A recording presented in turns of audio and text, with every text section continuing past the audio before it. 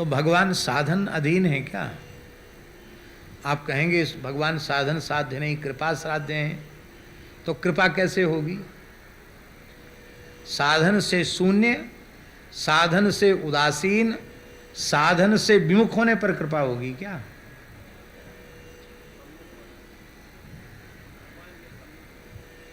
गोस्वामी जी के शब्दों में,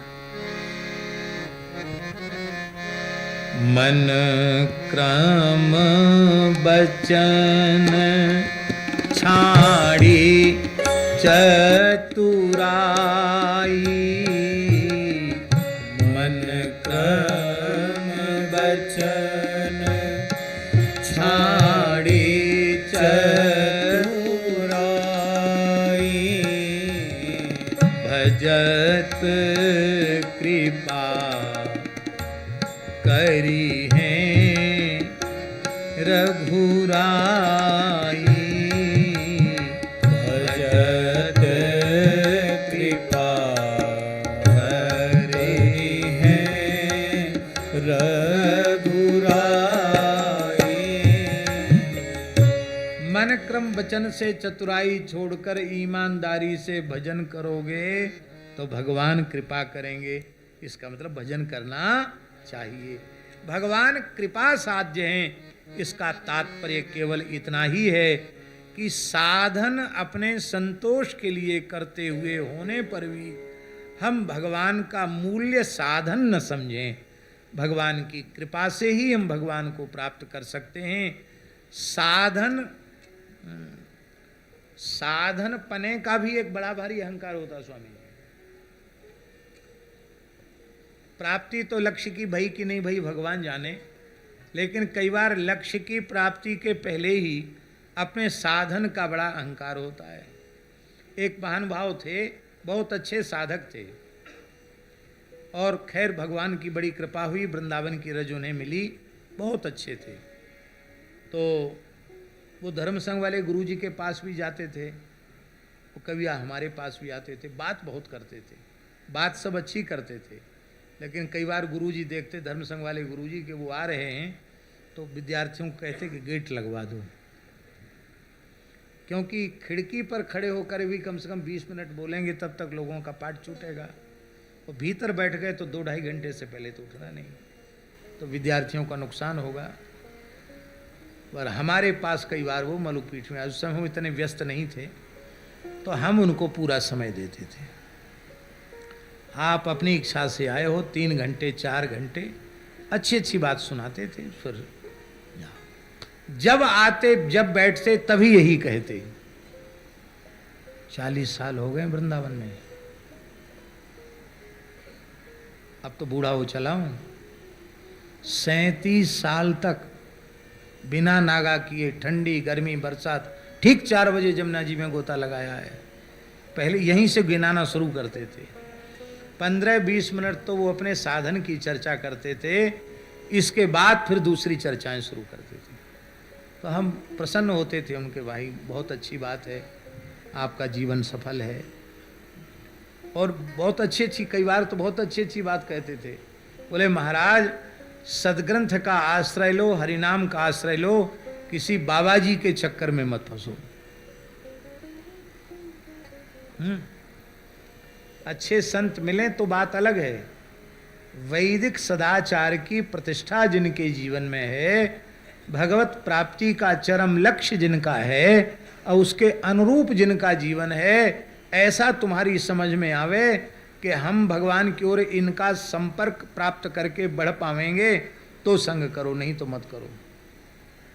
तो उन्होंने कहा कि एक महात्मा के पास हम गए कि हम इतने दिन हो गए वृंदावन में रहते हुए, हमको भगवान का प्रेम नहीं मिला, हमको कोई साधन बताओ। तो बोले तुम मुगले आजम नाम की कोई सिनेमा है उसको देखो। अब मैं तो पहली बार ही सुना मुगले आजम नाम की कोई सिनेमा है। तो उन्होंने कहा कि मैं तो साधक हूँ, मैंने आज तक कोई चलचित्र सिनेमा देखा नहीं। बोले इसलिए तो प्रेम से वंचित हो, इसीलिए प्रेम से वंचित हो, एक बार मुगले आजम देखो। बोले मेरी श्रद्धा थी। तो मैं इस समय वृंदावन में कोई सिनेमा घर नहीं था, तो मैं मथुरा सिनेमा देखने गया मुगले आजम, लेकिन मेरे को समझ में नहीं आया। मैंने कहा हमारे तो प्रेम जगा नहीं। बोले बार बार देखो। तो बोले फिर मैंने उनको नमस्कार कर लिया, फिर मैं इसके बाद उनके पास नहीं गया।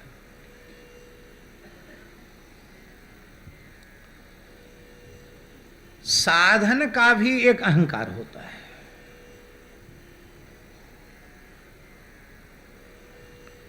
साधन शरीर से बना, इंद्रियादि से बना, पर साधन करने की शक्ति कहां से आई?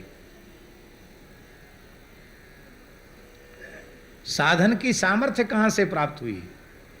साधन की सामर्थ्य तो भगवत कृपा से प्राप्त हुई है।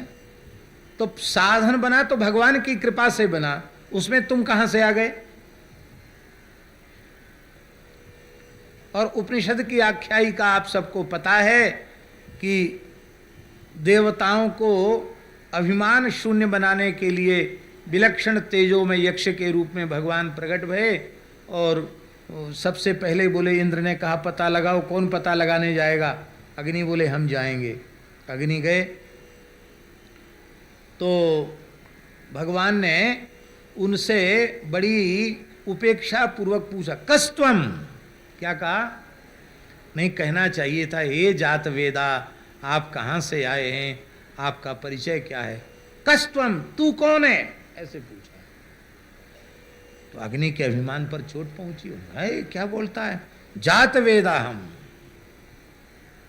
जात वेदा का अर्थ क्या है? महाभारत में लिखा है, वेदास्त्वदर्थम जाता वै जात वेदा ततो ह्यसि। कितनी अद्भुत बात है। भगवान व्यास कह रहे हैं, वेदास्त्वदर्थम जाता, तुम्हारे लिए ही वेद प्रकट हुए हैं, इसलिए आप जात वेद हो। जात वेदा ततो ह्यसि। अब बिल्कुल सही बात है। वेद न हो तो यज्ञादि कृत्य कैसे होंगे? श्रुत स्मार्त अग्नियों का जो सेवन होता है वो कैसे होगा? न तो स्मार्त यज्ञ होंगे न श्रुत यज्ञ होंगे। तो वेदास त्वदर्थम जाता वही जात वेदास ततो ह्यसि। मैं जात वेद हूं, क्या कर सकते हो? बोले क्या नहीं कर सकता हूं? सारे ब्रह्मांड को जलाकर एक निमिष में भस्म कर सकता हूं। भगवान का जलाओ तिनके को, पूरी शक्ति लगा दी, एक तिनका को जला न सके। वायु से कहा तुम कौन हो? बोले मैं प्रभंजन हूं, अब सबको उलट पलट कर देता हूं, सबसे अधिक बलवान मैं हूं, पर्वतों को धरती को उड़ा सकता हूं सूखे पत्ते के। बोले तिनके को उड़ाओ, नहीं उड़ा पाए। वरुण बहा नहीं पाए। अंत में सब लज्जित होकर के चले गए। इंद्र बोले हम स्वयं जाते हैं। भगवान अंतर्धान हो गए इंद्र को नीचा दिखाने के लिए कि कम से कम अग्नि, वायु और वरुण, इनको तो मैंने संभाषण के योग्य समझा, तुम तो इतने अहंकारी हो कि मुझसे बात करने लायक नहीं हो। तब भगवती हेमवती माता प्रकट भई और उन्होंने कहा तुम्हें अभिमान शून्य करने के लिए भगवान ने उपदेश दिया। तो इस आख्यायिका का जो हमने संकेत किया, उसका प्रयोजन केवल इतना है कि अग्नि में अग्नित्व, वायु में वायुत्व, वरुण में वरुणत्व, वो भगवान की कृपा से है। हमारी अंतरेंद्रिय मन बुद्धि चित्त अहंकार, हमारी बहरेंद्रिय पंच ज्ञानेन्द्रिय पंच कर्मेंद्रिय, उनमें अपने अपने विषय को ग्रहण करने की क्षमता भगवान के अनुग्रह से। फिर तुम कैसे अहंकार कर सकते हो कि मैं इतना साधन करता हूं?